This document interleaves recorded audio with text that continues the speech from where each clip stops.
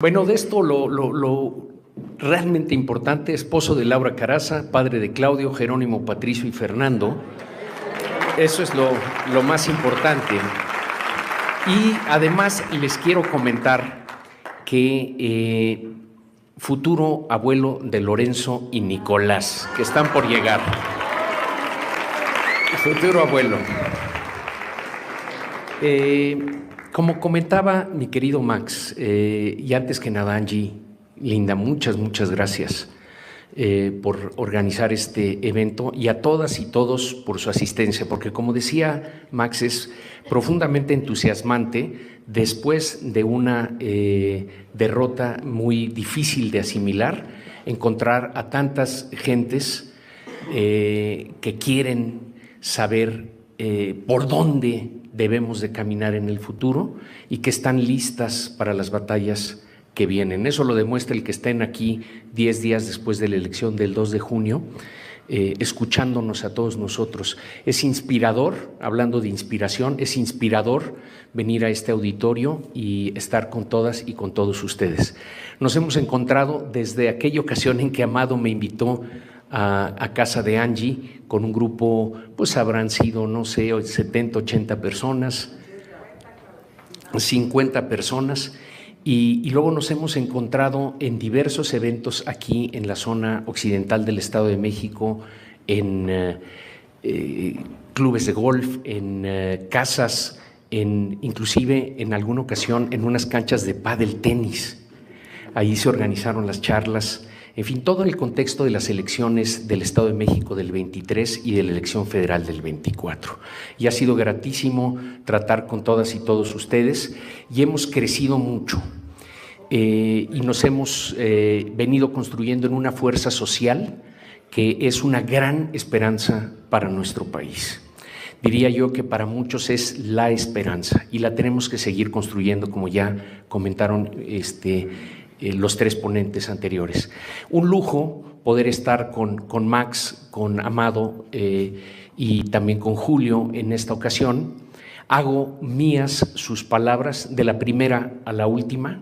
Yo daré también mi parecer, pero para mí es un poco más sencillo porque ellos ya pusieron un piso muy firme en términos de una organización ciudadana, de un ánimo ciudadano y de unas condiciones político-económicas que tenemos que considerar todos en los tiempos que vienen. Mis reflexiones, yo traigo estas tarjetitas para arriba y para abajo y van cambiando con las épocas y evidentemente después del 2 de junio tuve que cambiar de tarjeta porque nos cambiaron las circunstancias de manera importante. Cambiaron algunas cosas, otras no. Voy a comentar cómo siento esto, pero primero quiero hacer unas breves reflexiones sobre el esfuerzo en el que hemos estado involucrados todas y todos nosotros. Segundo, quiero intentar, sin meterme en mucho detalle, porque ya vendrá eso, pero algunas primeras hipótesis de qué fue lo que provocó una derrota por el margen que sucedió, porque es importante señalarlas. Pero sobre todo quiero poner mucho énfasis en lo que toca ahora para la ciudadanía, para los simpatizantes de la Marea Rosa, en el término inmediato y también mediato. Son esas tres reflexiones y me voy lo más aprisa posible porque también han estado pasando las papeletas con las preguntas y nos interesa mucho a los cuatro intentar dar respuesta a sus cuestionamientos. Lo primero que quiero decirles es que es cierto, yo francamente consideraba muy complicado que ganáramos la presidencial, pero pensaba que nos íbamos a acercar lo suficiente para que nos legara eso una serie de contrapesos en la Cámara de Diputados, en la Cámara de Senadores, inclusive en los estados. Primero, fuimos las y los ciudadanos los que ayudamos a construir la coalición que compitió en el 21 y en el 24. Nuestro deseo desde el mero inicio fue que fuera una coalición de 4, no de 3. De 4, no de 3. Sigo pensando que esa era la fórmula correcta para enfrentar a unos jugadores muy aventajados en el juego de concentrar y conservar poder, en el autoritarismo. Había que unir a toda la oposición. Hicimos esfuerzos desmedidos, tenaces, para tratar de sumar a Movimiento Ciudadano y nunca pudimos lograrlo. Ni en el 21, ni en el 22, ni en el 23 y tampoco en el 24. Y pienso que hubiera sido deseable, porque en una de esas, en el 21, que sacamos un resultado muy importante gracias al esfuerzo de todas y todos nosotros, en donde casi le empatamos al oficialismo en votos, la coalición Va por México, 20 millones contra 21 millones y con 3,5 millones de Movimiento Ciudadano. En una de esas, si hubiéramos logrado la coalición de 4, nos hubiéramos quedado con la mayoría simple. Y si nos hubiéramos quedado con la mayoría simple, entonces no hubieran tenido la capacidad de mangonear el presupuesto federal a su gusto para gastarse a lo largo de los últimos 3 años lo que se requiriera para organizar una elección, como ya se llamó aquí, de Estado. Entonces, una pena que no lo logramos, pero lo intentamos, la idea era correcta y nos permitió evitar las reformas que ahora quieren hacer durante 3 años, y eso es considerable e importante. Segundo, conseguimos que hubiera una candidata distinta a la que hubieran elegido los partidos de la coalición. Xóchitl no era la candidata natural de esa coalición, hubiera sido otra mujer, otro hombre. Y creo que Xóchitl fue la candidata correcta. Ahorita doy, por supuesto,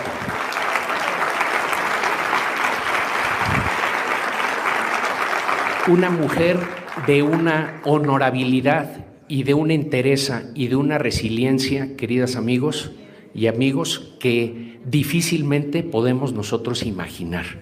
Imagínense enfrentar al oficialismo durante tantos meses en campaña. Es realmente extraordinario y merece nuestro agradecimiento, nuestro reconocimiento y nuestra profunda admiración. Y por otro lado, organizamos, y aquí ya se comentó, 4 marchas, concentraciones que son históricas, nunca antes vistas en México y pocas veces visto en el contexto mundial. Y eso es extraordinario.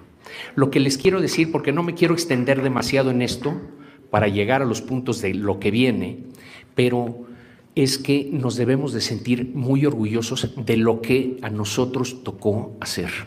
Nos movimos y hicimos cosas extraordinarias, no suficientes, pero extraordinarias.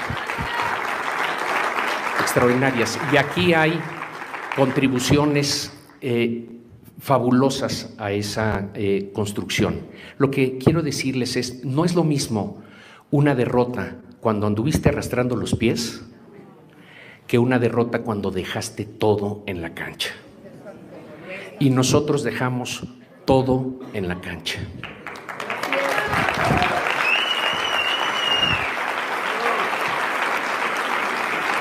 Y tenemos que seguir dejándolo. Casi este punto de cómo explicar el resultado, casi me lo quisiera saltar, pero voy a hacer unos apuntos muy breves. Comparto con Max una elección de Estado. Creo que el presidente en el 21 se llevó un susto gigantesco, porque le quitamos mucho poder. Y yo creo que lo que él dijo es, este señor que tenía yo en los programas del bienestar lo voy a hacer a un lado, voy a traer a otro equipo a conducir esto, con el mandato de que esto me lo conviertan en votos, y les voy a decir, la cartera, amigas y amigos, está abierta. No importa cuánto nos gastemos en esto, ustedes me van a conseguir votos y me van a conseguir estructuras de operación del voto y territoriales en todos los rincones de la República. Al mismo tiempo que ganaron, perdieron en votos, pero ganaron espacio territorial, porque ganaron la mayoría de las gobernaturas en 21, 22 y en el 23 les empatamos, pero perdimos al electorado o a la gobernatura más importante del país. Y en ese sentido, las estructuras operativas que mueven el voto a nivel partidista no necesariamente responden a yo soy rojo, yo soy amarillo, yo soy azul. Responden a dónde está el dinero para mover el voto.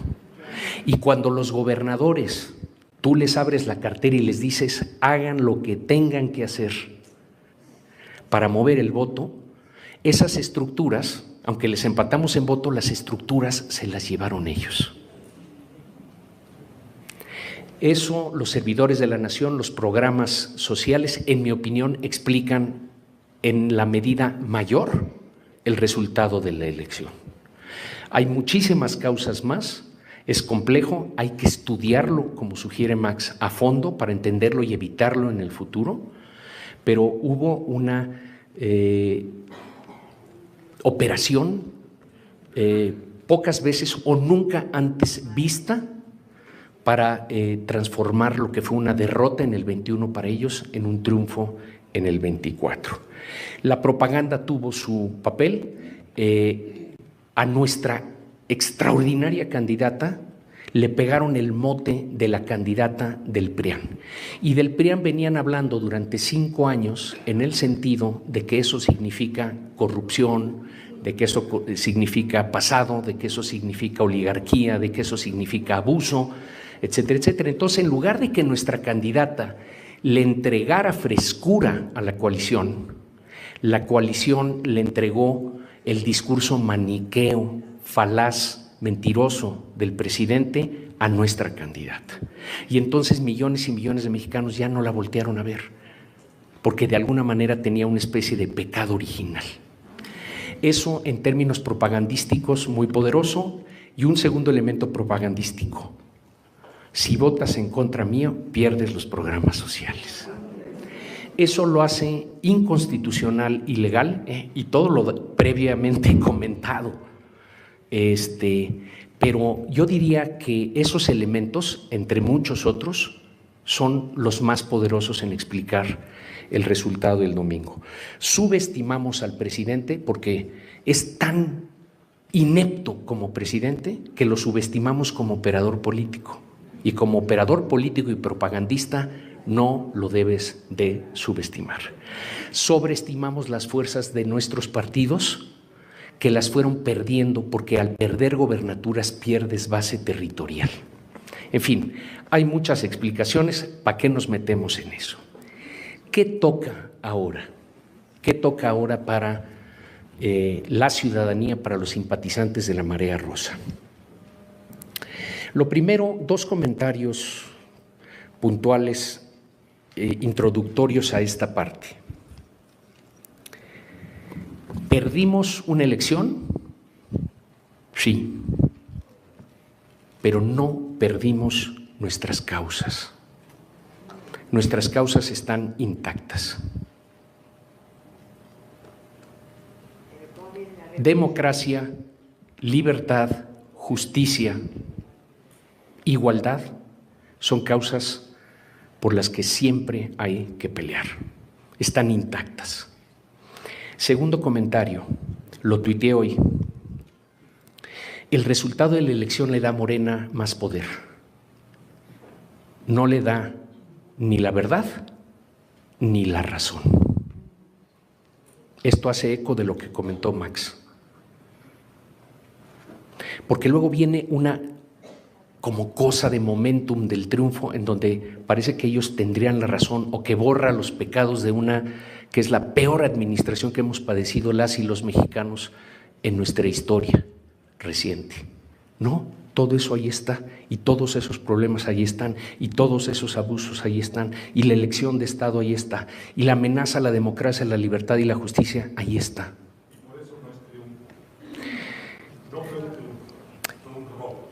Bueno, pues ya hablamos de elección de Estado. La elección de Estado es un robo y si hubiera Estado de Derecho, verdadero Estado de Derecho en nuestro país, esta elección se debería de anular. Eso no hay duda.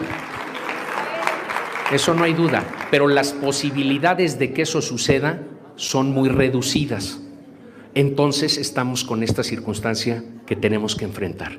Entonces, Las tareas en lo inmediato, por supuesto, seguir demandando que se regularice todo lo que se pueda, distrito por distrito, casilla por casilla, etcétera, etcétera, y que las impugnaciones se procesen debidamente. Eso hay que hacerlo, se está haciendo. Aquí hay muchas gentes que están contribuyendo con eso. Yo, y ahorita en eso tengo un pequeño distingo con Max, se tiene que impugnar esta elección en lo genérico. Las posibilidades de éxito son pequeñas, pero se tiene que impugnar porque se tiene que dejar un registro histórico de la elección de Estado que fue, del robo que fue, de las tropelías que la marcaron. Y tenemos las seguridades, porque los que lo pueden hacer son los partidos políticos, tenemos las seguridades, por lo menos de uno de los partidos políticos de oposición, del PAN, de que se va a impugnar la elección en términos generales.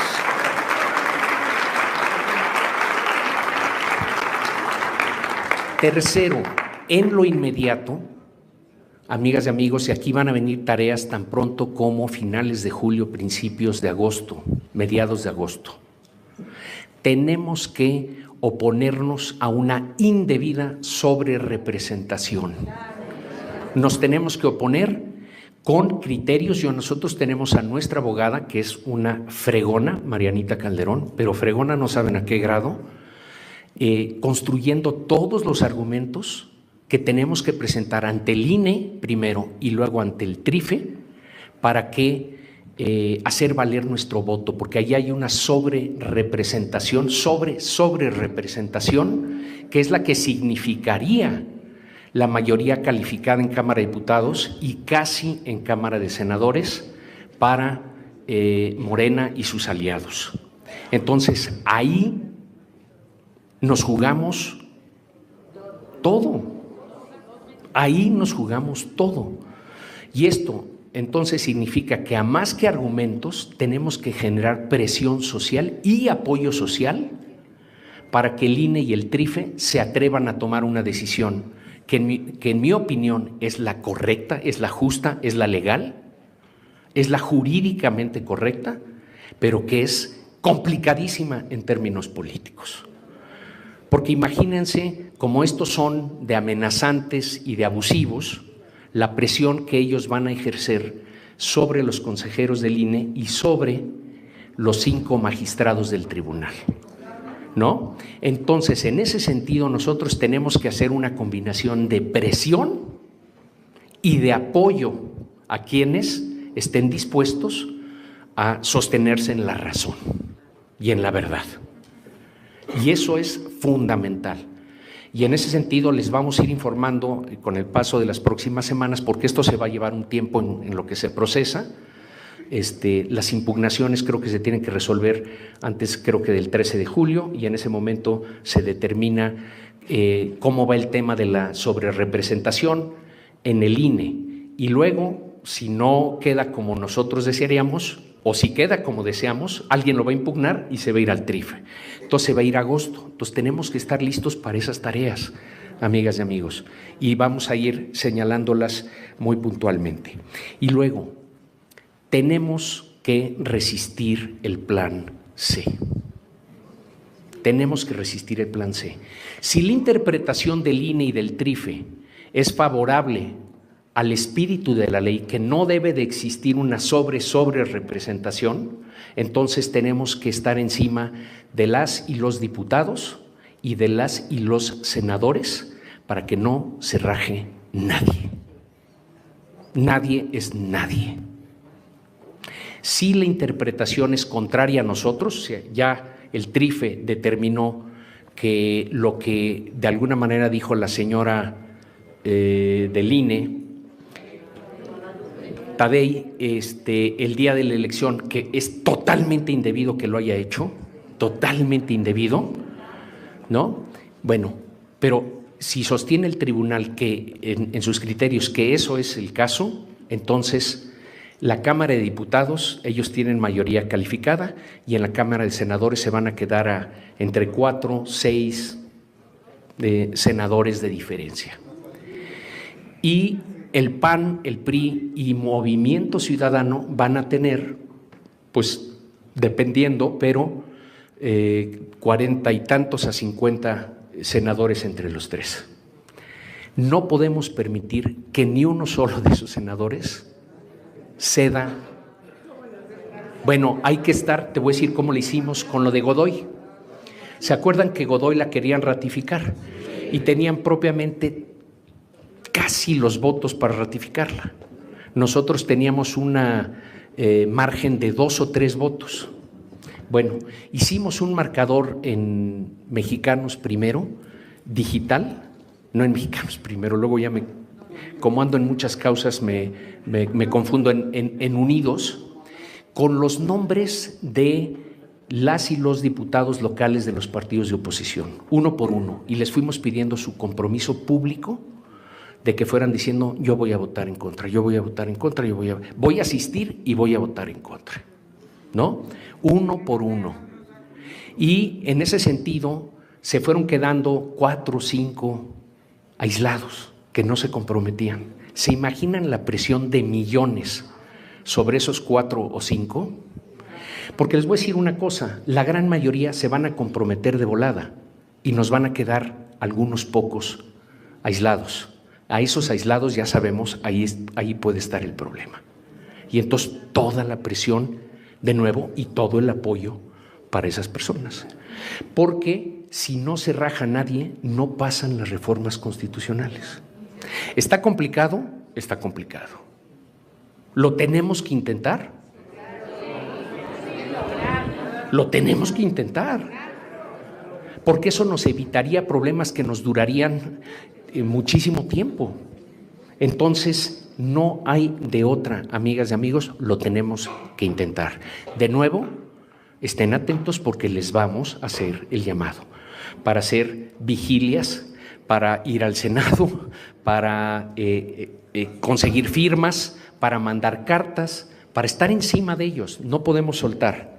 Me paso a las tareas que son un poco más de inmediato plazo. Imagínense que salvamos el escollo, ya sea por la presión de los mercados o la presión de los ciudadanos y el aguante de los partidos, que aguantamos ese primer embate. Bueno, pues vamos a tener que estar alertas permanentemente. Esto no, la amenaza no desaparece. Y en ese sentido hago mías de la primera a la última de las palabras que pronunció Max, queridas amigas y queridos amigos, en términos de fortalecernos, de organizarnos, de profesionalizarnos, de aliarnos. Es absolutamente indispensable ese llamado. Y no me extiendo porque Max cubrió muy completamente. En una cosa tengo un diferendo con Max, y es raro, porque yo cada vez que veo sus videos y sus tweets, etcétera, nada más lo ando retuiteando, y porque su parecer es mi parecer en la gran mayoría de las veces. Él dice: yo ya me olvidé del PAN, del PRI y de MC. Ok, yo les digo, por el bien del país, no podemos hacer eso. No podemos hacer eso. Imagínense ustedes que nosotros ya nos olvidamos de ellos, ya no hablamos con los senadores priistas o con los senadores panistas o con los senadores emesistas. Entonces, ¿quién nos va a defender en las cámaras? Y no nada más eso, amigas y amigos, y yo sé que aquí probablemente la mayoría, me imagino, votó PAN, ¿no? Bueno, y el PAN no es perfecto y tiene problemas estructurales importantes, pero se tiene que sanear, amigas y amigos.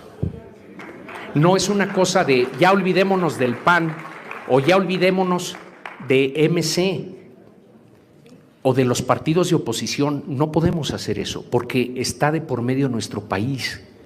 Entonces, no, tenemos que trabajar para que se abran a la ciudadanía, para que saneen, para que se democraticen, para que se ciudadanicen. Siempre hemos dicho, y ustedes me han escuchado decir, ciudadanos politizados y partidos ciudadanizados. Entonces tenemos que pugnar por eso. Yo no soy del PAN, no soy del PRI, no soy del PRD, no soy de MC. No podemos soltar. En eso tengo ese distingo de lo que dice Max. Ahora, hablando del mediano plazo, nos tenemos que plantear como una alternativa de esperanza, como Marea Rosa, como ciudadanía simpatizante de la Marea Rosa, en el 27 y en el 30. Ahora, ¿qué quiere decir eso en mi opinión personal? Pero así lo va a publicar también ya Unidos el día de mañana. Y aquí quiero hablar de división de funciones. Y perdón que me esté extendiendo tantito, pero es que estamos hablando de cosas torales para nuestro futuro inmediato.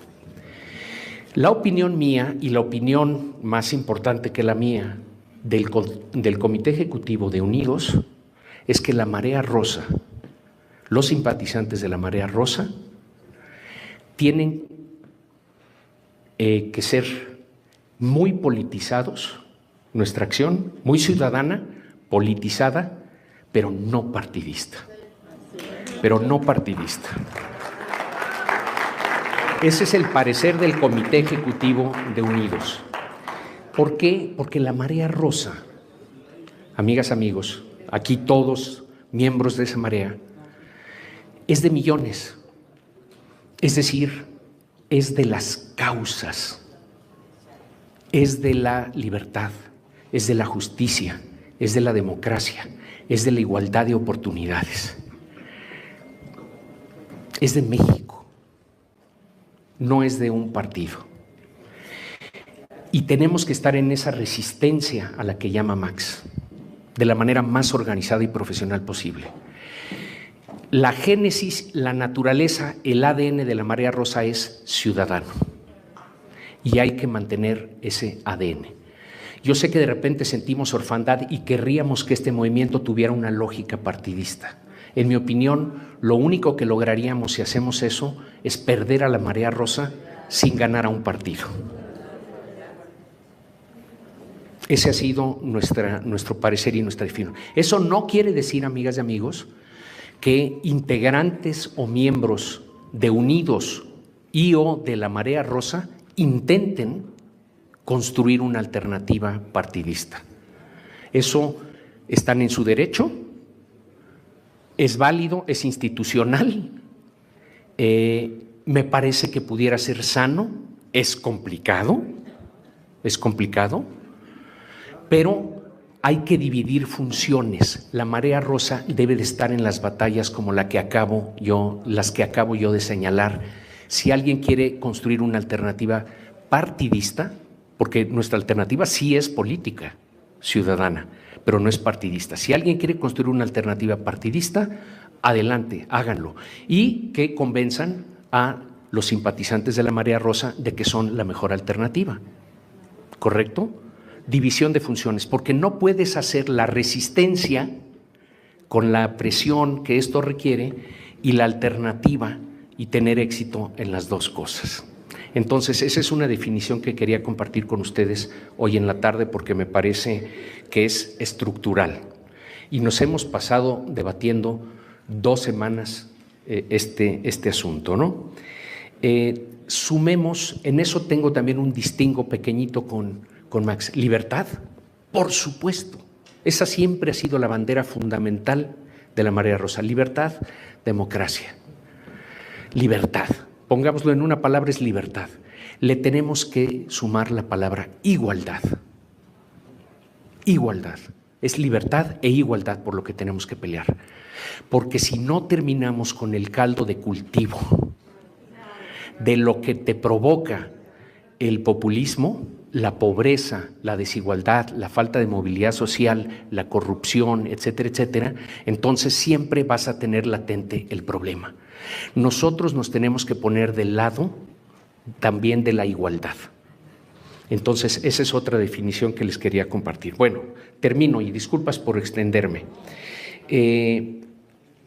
Termino diciendo, si México nos necesitaba antes del 2 de junio, amigas y amigos, después del 2 de junio nos necesita mucho más. mucho más. Unidad, exigencia, propuesta, viendo que una crisis siempre es una oportunidad.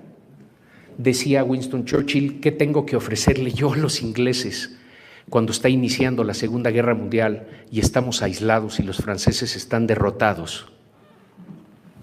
Sangre, sudor y lágrimas, amigas y amigos. Esto va a estar cañón. Esto va a estar cañón. Estaba duro, se puso peor. Y entonces México nos necesita más. Nuestra generación y las futuras generaciones necesitan que nos metamos más de lo que ya estábamos metidos. Más. Digo yo que en el fondo, y es a lo que llama también Max, no sé si es a una evolución, una rápida evolución o a una revolución ciudadana, pero el llamado de Max es ese, y yo estoy convencido que esa en el tiempo es la solución. Solo la ciudadanía salva a México. Solo la ciudadanía salva a México. Esa debe ser nuestra convicción. Eso no quiere decir que los partidos no tengan un rol que jugar y todos los demás, pero solo una ciudadanía como la que aquí se ha descrito y como la que yo estoy viendo enfrente de mí le puede arrancar el poder, que el poder verdaderamente sirva el bien público. Y ojalá sea en un contexto democrático, liberal, que es lo que todos nosotros amamos, ¿no? Entonces, a darle, no hay más, amigas y amigos, a darle.